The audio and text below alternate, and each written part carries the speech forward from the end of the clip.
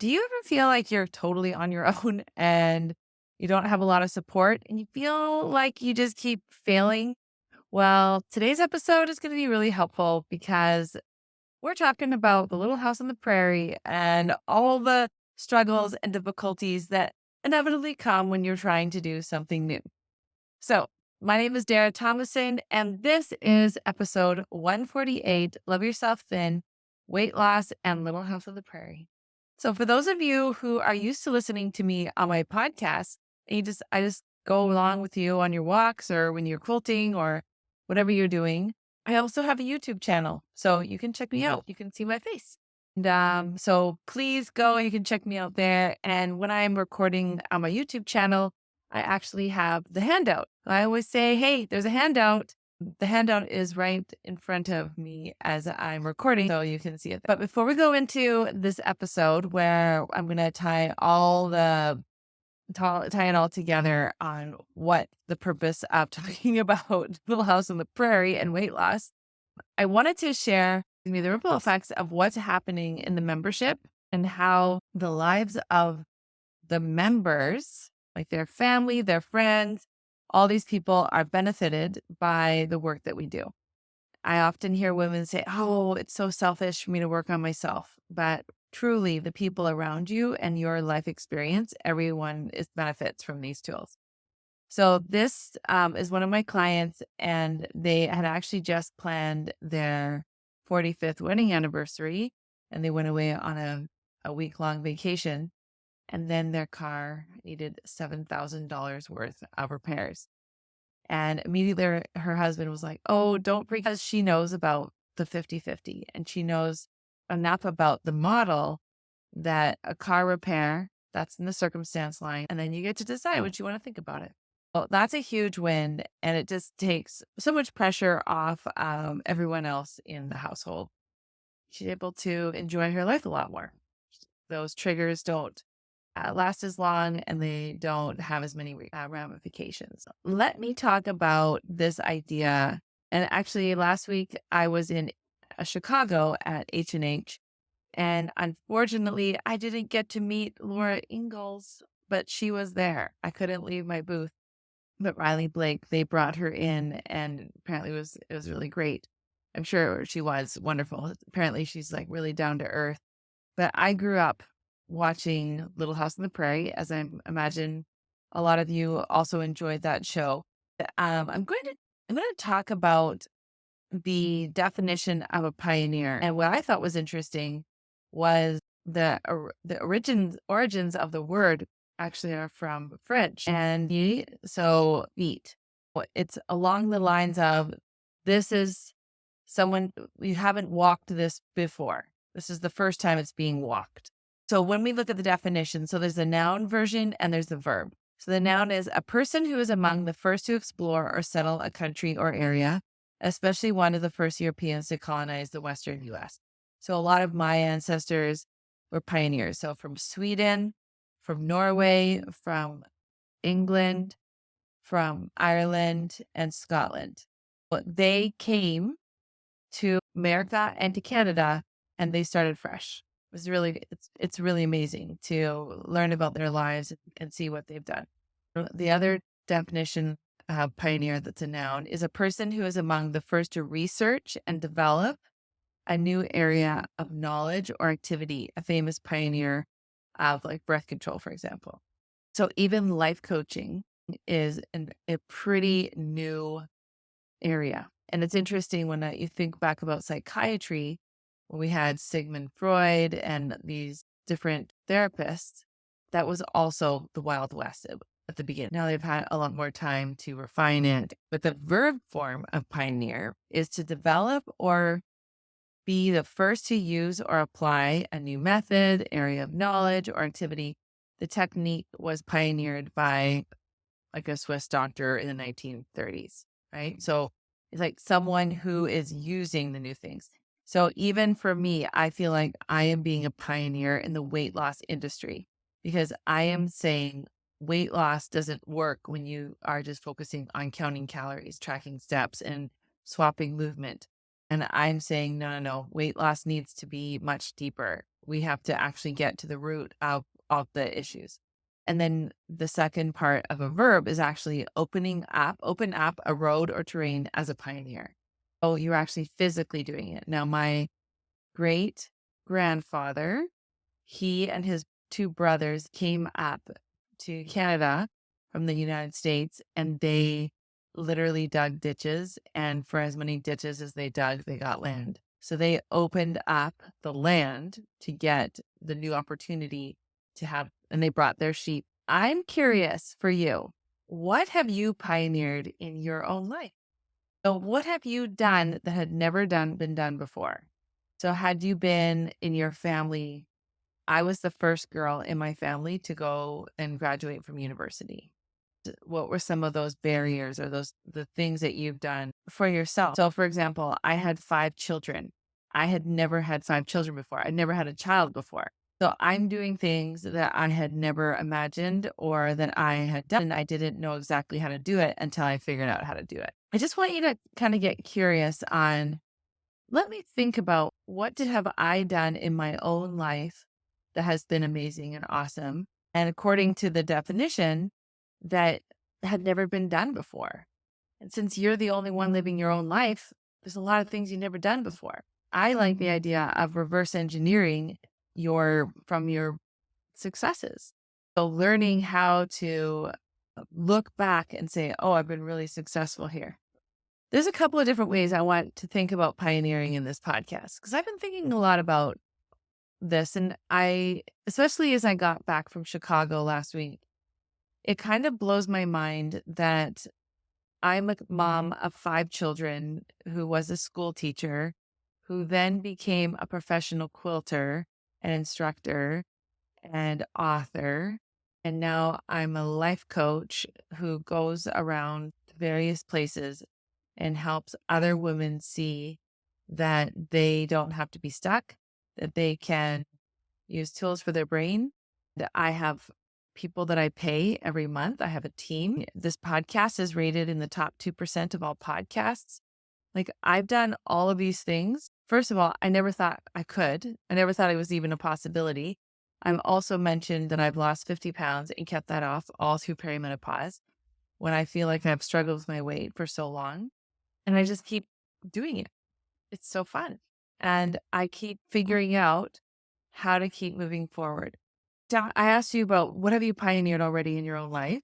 And then when you think about pioneers, they started out with bare minimum. There wasn't a lot of resources.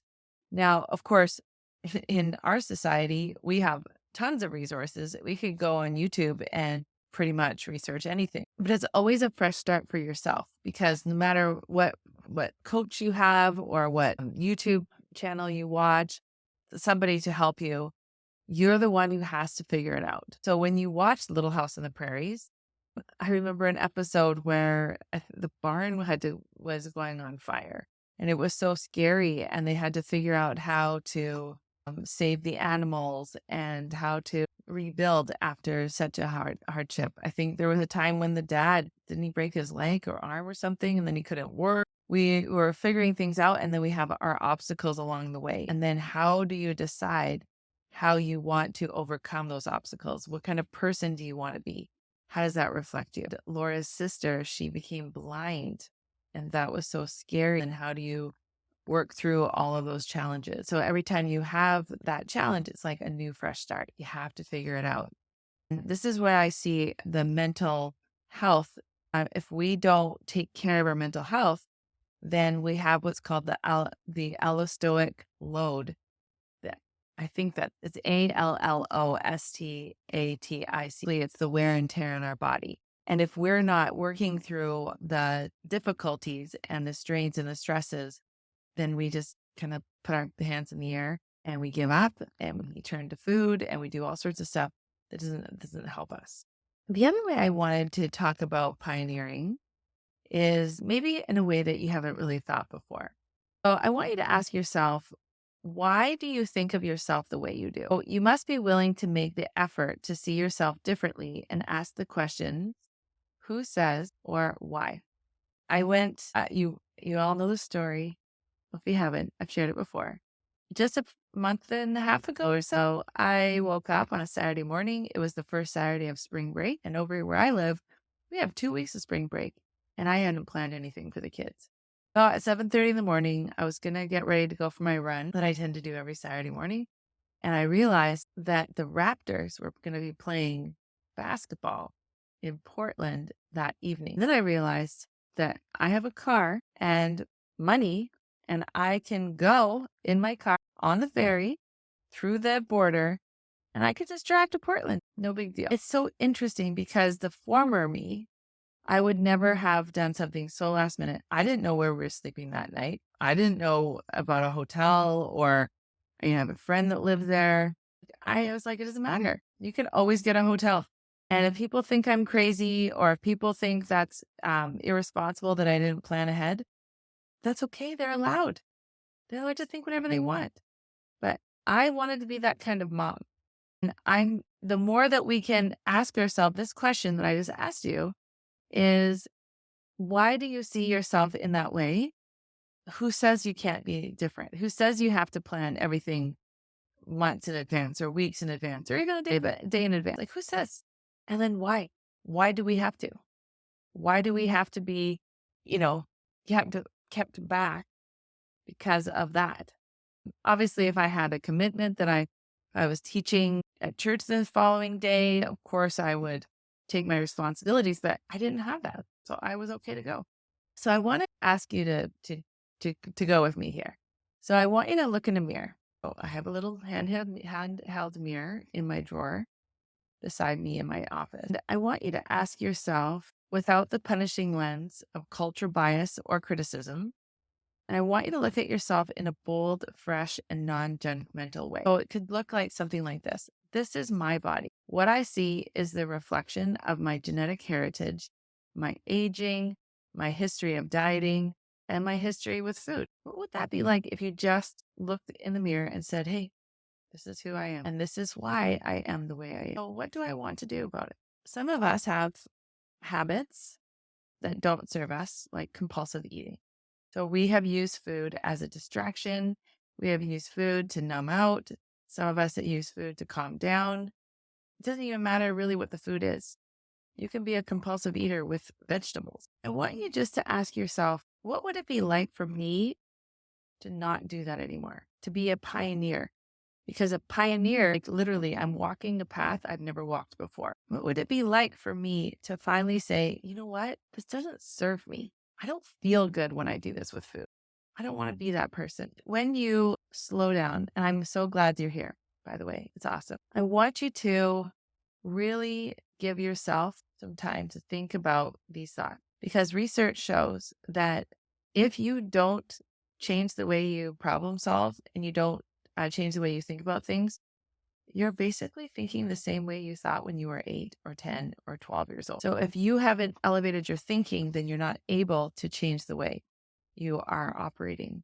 So when I was an elementary school teacher, I often would have students that came from other countries, or it was really fun. I started an after degree program, English as a second language. And one of the things that I learned from that was the importance of developing your brain.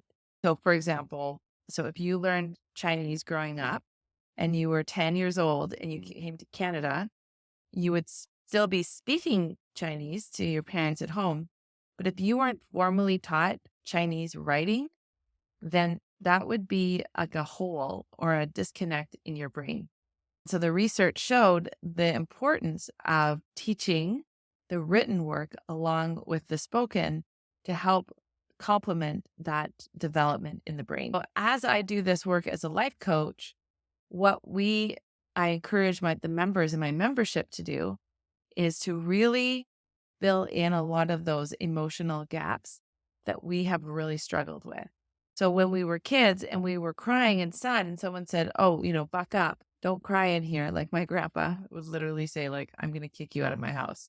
No crying allowed.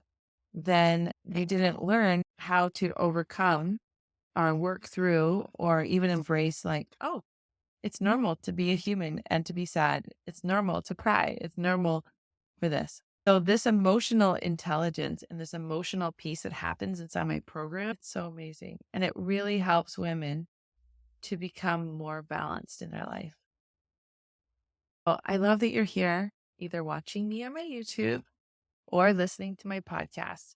But I do really want to encourage you to check out my membership. If you think this podcast is amazing, oh my goodness, it's so incredible in my program, because in the program, we actually do the work. It's, I don't know, there's lots of different ways I can describe it. But when I think about when I was first learning how to do free motion quilting, I'd watch these YouTube tutorials. I'd watch these people and they would be demonstrating these free motion quilting techniques. It was amazing. And it was quite often I was overwhelmed and just felt so inadequate. I felt very overwhelmed. I really doubted myself how I could ever do anything like that. It's great to watch them, but it wasn't until I got that paper, the full scap paper from U-Haul, and I folded it in half and then folded it in thirds on a clipboard, and I would just be really messy, and it looked terrible. And it was awful. I was terrible at free motion quilting at the beginning, and then I just kept trying, and I kept learning techniques, and I kept failing, but I did not quit. That's why I make this podcast for you, because I know that what you don't know, you don't know. So I love being able to give you the good information. And then the second piece is to invite you. Like, if this is resonating with you, if this is feeling like, oh, here's the solution, I promise you 100%, your brain is always your best investment. And when you come inside my membership, that's what happens. Your brain becomes an even better resource, because you are finally working through all of the challenges, all the murkiness, all of the tangled, all the mess. So I invite you to join us. It is such a happy place inside Love Yourself In. All right. I love spending this time with you, and I will see you on the next podcast. Bye. If you find so many tools and gems from the podcast, you wouldn't even believe what a difference it is in the membership, where we go deep into these topics. And for the month of May, we are going to work on how our mental health impacts our physical health.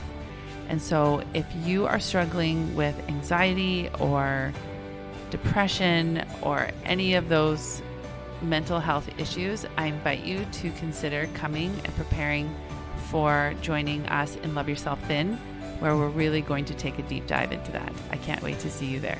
Bye.